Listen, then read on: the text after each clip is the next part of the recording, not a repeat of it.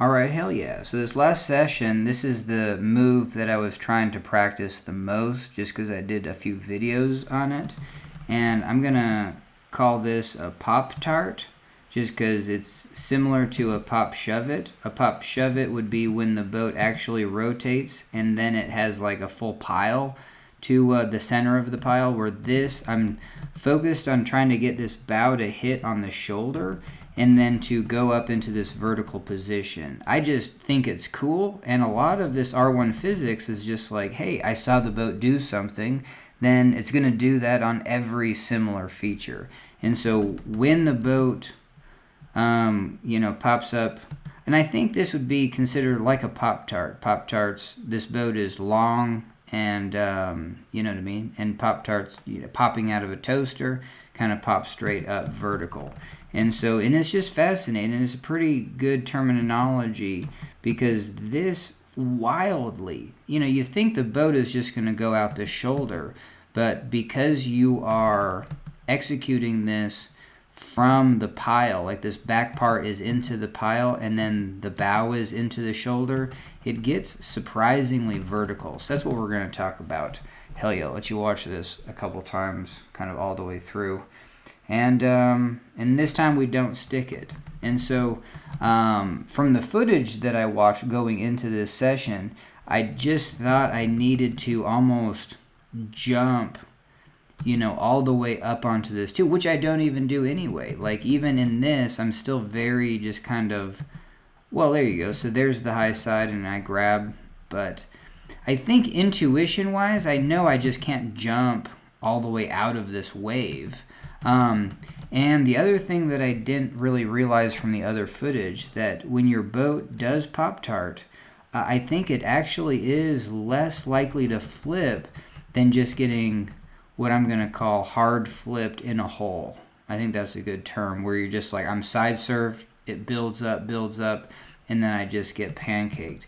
But because the buildup happens on the shoulder and the boat kind of releases all that energy, I think, because I've seen some, especially some other R1ers, I kind of analyzed a hole of another R1 surfer, and when their boat pop-tarted, it was fairly balanced, like it did this motion, but it didn't necessarily feel like it was going to flip the boat. And so I'm making this video for myself because if I do want to do this, like, where should I jump? I think I should jump for this back quadrant. And this brings up also R1 surf. I don't know, maybe I can come up with a better adjective, but there's like a dog bone style to it, where especially with R2 surf, if you can get one person in the front, one person in the back, just imagine there was a person right here in the front and a person in the back. When this person takes this hit, they're going to get thrown this way, and then an equal and opposite force.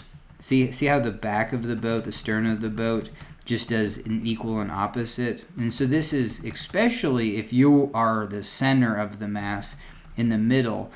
Objectively, what you're trying to do is get the bow to go one direction and then the stern to go the other. Because when this is getting kicked out, another portion of the boat is getting kicked in.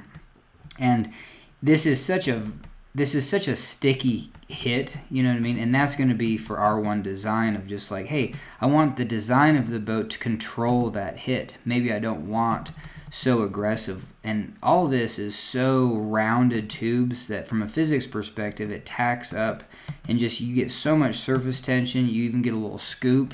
This one, maybe it didn't scoop water, but and definitely, I do like the diamond shape of an R1 boat, but because that's why I'm laying it in. I'm actually laying this in to rotate, but we also get kicked to the top. Things you want to avoid are, you know what I mean? Like I was straight surfing this, and it was just kicking me straight out.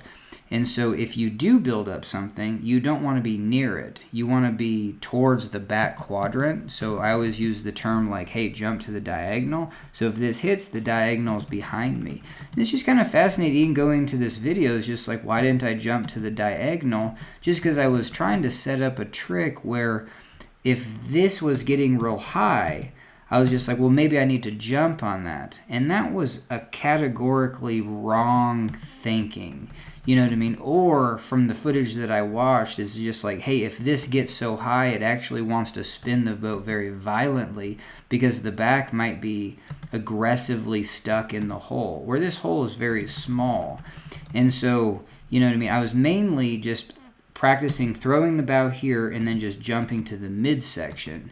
But now for the next go, I think, that's why I'm making this video, because it's just like, well, like, where could you jump? Jump to the place that's actually diving in, and that's going to be that far tube. And especially, this is where I really think, and I've got all the bells and whistles in my boat currently. I got a beam in the middle, a wooden beam that pushes down that has a foam curve. And so basically, if I'm over even on that tube, like, hey, this tube pops out of the water easily. It's easily edged. And so I think in this, when this boat goes high, that was a long way to say, like, if I do jump to the back corner, I want that corner to also edge and dive in.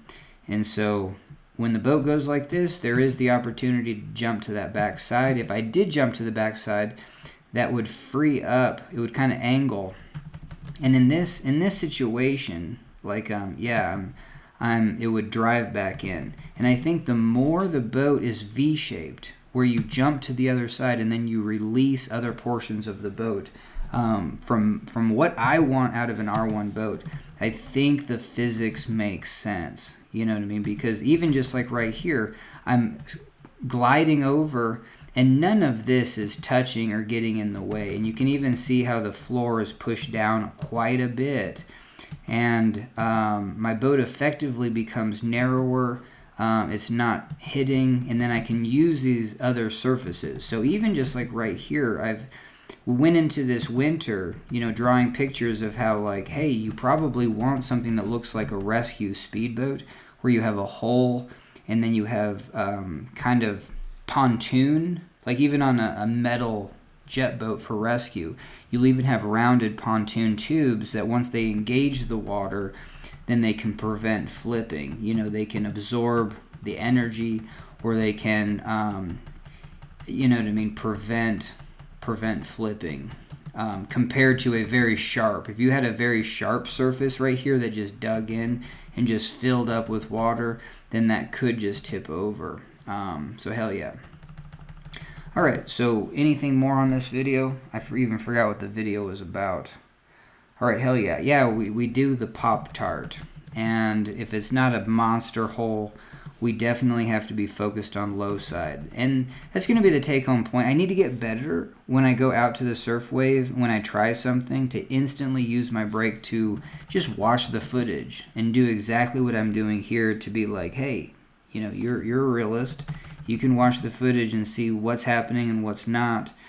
Because I just spent quite a bit of time on this one move. It was good practice to go enter a wave and then just get into this position, because the other thing that we need to talk about is to set up this move.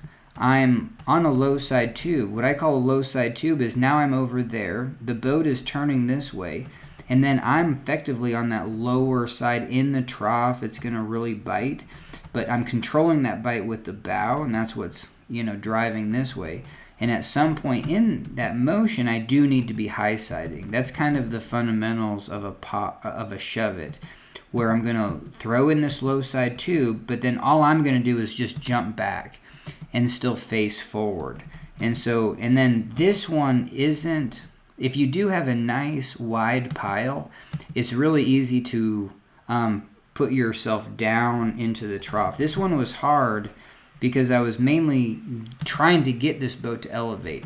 And I think that was hard to feel like, oh, while this portion of the boat is going in a Pop-Tart motion, like, it's almost impossible to just, do the shove it. A shove it in skateboarding is where your body doesn't varial. So just leaning back onto this tube, but I feel like I more need to high side at this angle. But if I just leaned back, I would be halfway facing the other direction, because like right now I'm facing the wrong direction. And the cool thing about a shove it is if I lay this in and then just jump backwards and still face down the trough, as this boat comes around, I can take a forward stroke, because I will be up on this tube, on the other side, and I will still have, see how I'm paddling on the left? If you do a non-body varial, you know, the shove it motion of the body, then hell yeah, you're going to be in the prime paddling position. And so that's just kind of what took me off guard for this one. I think, though, for this, if I am going to do a Pop-Tart, I think that naturally I'm trying to lean this way and jump for here. I think there is, I think what could really work, take this hand off the T-grip and then put this hand back into this quadrant. You know what I mean? Like, if the hand's on this quadrant, the body can weight that quadrant, and then that can really bring that tube around. And so, hell yeah. So that would be very useful. Be kind of interesting even just to, like, kind of make makeshift handles or something to go, you know, if I do come over here palm. I do have this rope right there, but yeah, just something where you could actually lay into it. Because a lot of these things have to be so fast. Like, the second this bites in, like, this is my half second. Like, I'm using this low side tube to lay this in, and I even took a paddle stroke to make it bite a little harder, because that's what I was focused on, trying to get this to Pop-Tart. But then the next part of the equation is, like, where do I jump and when can I jump? And so I did do a good job of going for the high side at the correct time. We do the paddle stroke. Now we're going to the high side. But I just have to focus on this back quadrant.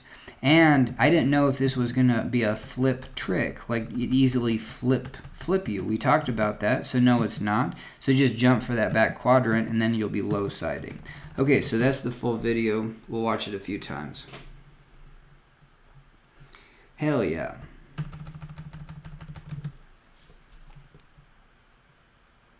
All right, so we're going to set up for the Pop-Tart. Boat Pop-Tarts. I need to jump to that back quadrant, low side the boat.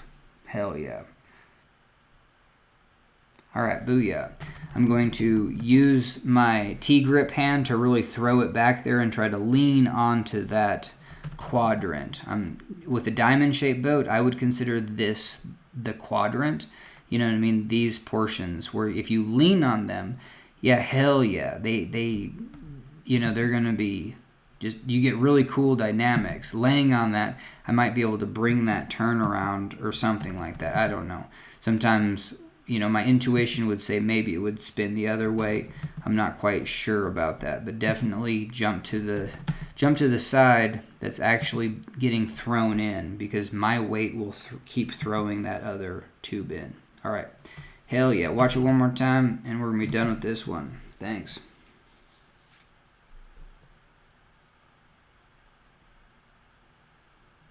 Hell yeah.